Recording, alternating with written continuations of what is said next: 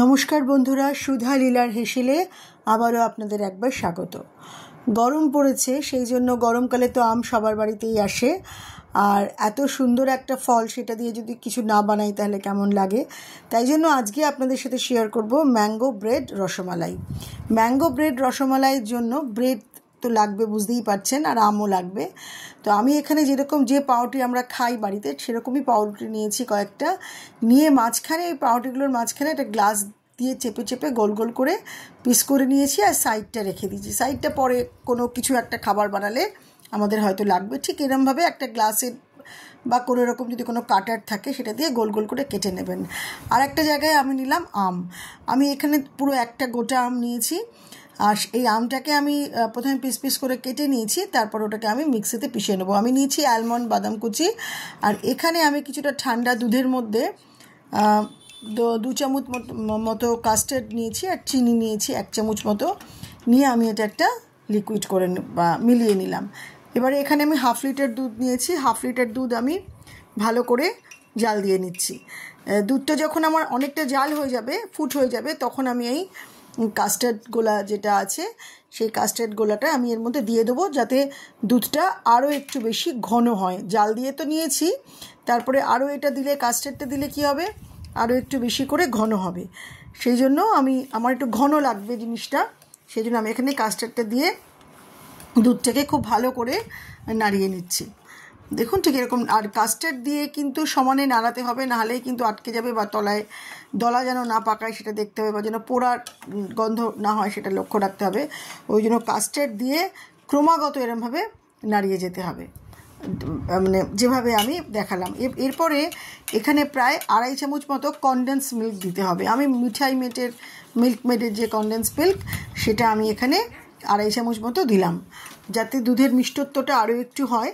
আর আরেকটা ব্যাপার হচ্ছে যে এটা যেহেতু একটা মিষ্টি ফুড, সেই জন্য এখানটা আমি সেরকমভাবে কোনো চিনির ব্যবহার করিনি, জাস্ট ওখানে 1 চামচ চিনি দিয়েছি, সেই জন্য। এবারে দেখুন, এই যে পাউরুটিগুলো আছে, এই পাউরুটিগুলো তো গোল গোল করে কেটে নিয়েছি।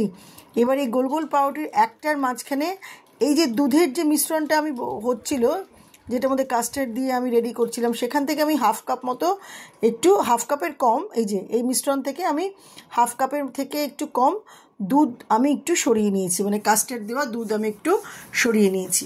আর এদিকে আমার আমটাও কিন্তু পুরো পিষে নেওয়া হয়ে গেছে, মিক্সারে গ্রাইন্ড করে নিয়েছি। এবারে এই যে দেখুন, এই যে ঘন যে জিনিসটা, এটা আমি একটা পাউরুটির মধ্যে প্রথমে লাগাবো। ঠিক যেভাবে মাখন পাউরুটি আমরা খাই, ঠিক সেরকম মাখনের মতো যেরকম মাখন লাগাই, ঠিক সেরকমভাবে এই কাস্টার্ড গোলা দুধটা আমরা একটার উপর আরেকটা পাউরুটি দিয়ে এরমভাবে চেপে নেব।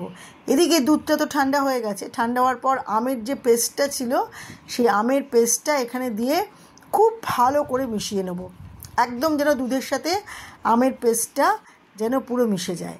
আর এদিকে আমার 4খানা পাউরুটি যেটা বললাম, আমি একটার উপর একটা এরকম করে করে প্রত্যেকটা এরকম 4টে পিস আমি করে নিয়েছি।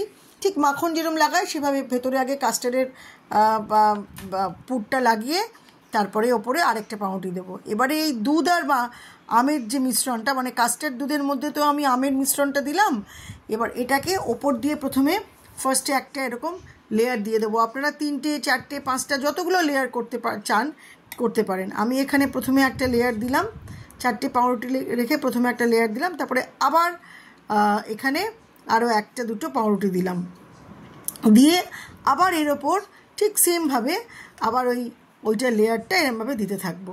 এই দুধ আর আমের যে লেয়ারটা, সেটা দিতে থাকবো। অপূর্ব খেতে লাগে, ভীষণ ভীষণ ভালো লাগে খেতে। একবার অবশ্যই করে এটা বানাবেন। হ্যাঁ, এরমভাবে 4টে 5টা যতগুলো হয় দেবেন। আমি এখানে নিচে 4টে দিয়েছি আর ওপরে 2টো করেছি। আপনারা চাইলে ওপরেও আরও 4টে এরকম দিতে পারেন। তো আমার জাস্ট তখন যেটুকু করা ছিল 2টো, আমি সেটাই দিয়েছি। তারপরে ওপরে এটা কমপ্লিট হয়ে গেলে একটুখানি কাজু বাদাম, পেস্তা বাদাম আর অ্যালমন্ড কুচি ছড়িয়ে দেবেন, তাহলেই হয়ে যাবে অপূর্ব স্বাদের ব্রেড মালাই।